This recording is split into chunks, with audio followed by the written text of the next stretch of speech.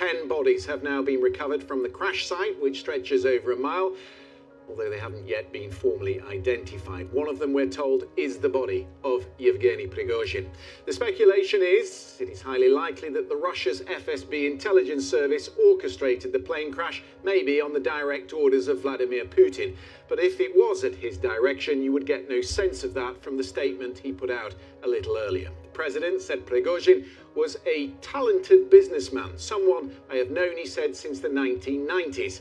He sent his condolences to the families of everyone killed and promised to look at whatever the investigators turn up. On the Wagner Group's Telegram channel, threats have been made, and there are some reports security has been increased in Rostov, the city that briefly was seized by the Wagner Group during its mutiny in June. Here is our Russia editor, Steve Rosenberg. In a field 60 miles from Moscow, the wreckage of a plane, the private jet on which the Russian authorities say Yevgeny Prigozhin was travelling. An investigation's underway into the cause of this crash. Was it a bomb? A missile? Was it sabotage? The authorities say all 10 people on board were killed. But it's Mr. Prigozhin's fate that is centre of attention. For years, the Kremlin's Mr. Fix-It, his mercenary group, had fought in Ukraine. But 2 months ago, it mutinied.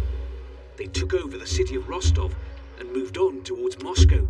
It was an unprecedented challenge to the Kremlin. So, is Yevgeny Prigozhin's reported demise in the plane crash President Putin's revenge? Today, the Kremlin leader broke his silence on the crash. He said he'd known Mr. Prigozhin a long time, since the early 1990s. He called him a man with a difficult fate who'd made mistakes, but who was talented. But President Putin has previously called the Wagner mutiny a stab in the back and betrayal he cannot abide. If the crash was an act of revenge, then what is the message? This is a clear message to elites. You must be loyal, or you must express your double loyalty even. And this is a message to ordinary people. Look, you can survive this period, but you must be quiet. There is no need in supporting somebody else. Only Putin is your president, your autocrat, your person to admire. In other words, don't cross the Kremlin. The world of Russian politics, though, is a murky one. Some here suspect a hoax. There's talk of a second Wagner plane that landed safely. But outside Wagner offices in St. Petersburg, there's now a shrine. People here are in mourning for a mercenary chief they believe has been killed. Steve Rosenberg, BBC News. Well, our Russia editor, Steve Rosenberg, is visiting London, and I'm pleased to say he is tonight with me here in the studio. I want to talk to you about this statement. I don't know what you made of it. It seemed rather abstract, rather devoid from what had gone on, the enormity of what had gone on in the last 2 months. What did you make of it? Vladimir Putin's statement, yeah. I mean, condolences and compliments, right? He made compliments to Yevgeny Prigozhin, talented man, talented businessman, someone who would try to achieve things for himself and for the common cause, so lots of compliments. But that doesn't change the fact, I think, that many people, if not most people in Russia and certainly abroad, will conclude or have concluded that the Russian authorities were behind what happened to the plane. Why is that? Well, we know what Vladimir Putin has said for years now about treachery. He said his treachery is the one thing he cannot forgive. And he made it clear 2 months ago that he viewed the perpetrators of the Wagner mutiny as traitors. Therefore, and he said that they would be punished. The fact they weren't punished immediately has nothing to do with this. The plane crash happened 2 months exactly since the start of the mutiny. Therefore, many people will suspect that the authorities played a role in this. Why do you think he waited 2 months, if indeed he was involved in it? President Putin is not the kind of person who acts immediately. He waits. He bides his time. It's the same when he sacks officials, fires officials. It doesn't always happen immediately. He waits. Now, I'm not saying 100% that the authorities did this, right? I have no proof, no evidence. And to an extent, whoever was behind this, whatever was the cause of this plane to crash, I think the Kremlin will be quite pleased that people are talking about President Putin as the man who may be getting revenge here, because it sends a very strong message to anyone else in Russia who may be planning some kind of armed insurrection or some coup. It sends a message to Wagner loyalists: don't cross the Kremlin. Don't even think about raising arms, because it's going to end badly. There is, of course, all sorts of speculation about why this plane came down. We just heard from Patrick Ryder, he's a spokesperson for the Pentagon, who'd been looking at it. Have a listen to what he said. Our initial assessment is that it's likely Prigozhin was killed. We're continuing to assess the situation. We don't have any information to indicate right now. The press reporting stating that there was some type of surface-to-air missile that took down the plane, that we assess that information to be inaccurate. Again, nothing to indicate, no information to suggest that there was a surface-to-air missile. But beyond that, I'm really just not going to have any further information.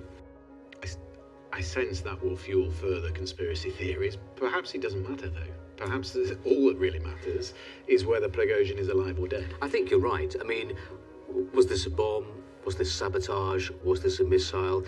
At the end of the day, if, as you say, Yevgeny Prigozhin is dead, then that is the end of the Prigozhin story. Absolutely. And the questions to ask now are, does Vladimir Putin emerge stronger from this? I suspect that he will emerge stronger because 2 months ago, there were whispers, there were people talking about Vladimir Putin looking weaker. The fact that Mr. Prigozhin was able to launch this mutiny in which several Russian servicemen were killed, and yet he wasn't punished. Charges were dropped against him, and that made the Kremlin leader look weak. 2 months on, well, we hear about the reported demise of Yevgeny Prigozhin, and therefore this message I was talking about that the Kremlin will be sending to opponents, I think that potentially makes him stronger. Steve, I could talk to you all night, but you are on holiday, and I have to let you resume your holiday, but it's lovely to see you in person. Thank you very much, Steve, for coming in. Thank you. Well, let's pick up some of this and speak to Polina Ivanova. She's the Russia correspondent for the Financial Times. It's nice to see you, Polina. I know you've been following the story through the course of the day. Can you tell me a little bit about the investigation, the location of the bodies, and what is being done in Moscow to get to the bottom of this? Well, we know that the plane crashed somewhere northwest of Moscow, around the Tver region, in a settlement near a local village. And there were a lot of eyewitnesses, so there's a lot of footage around it.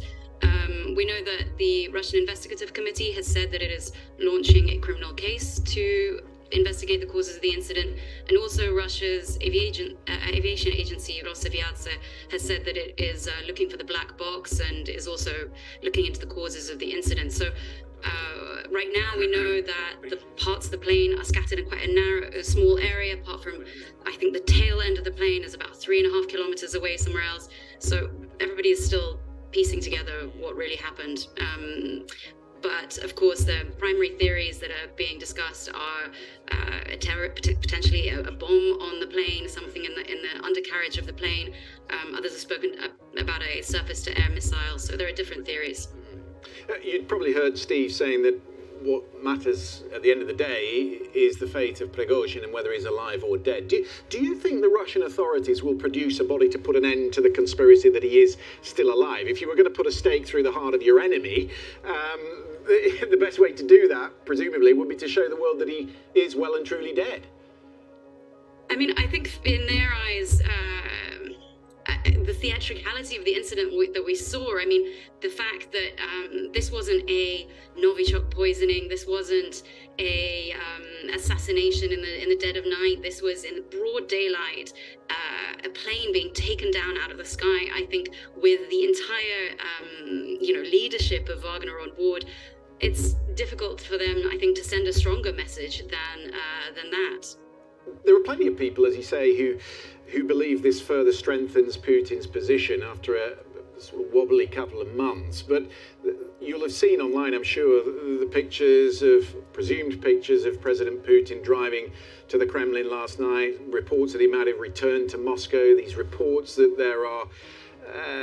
there's tighter security in Rostov.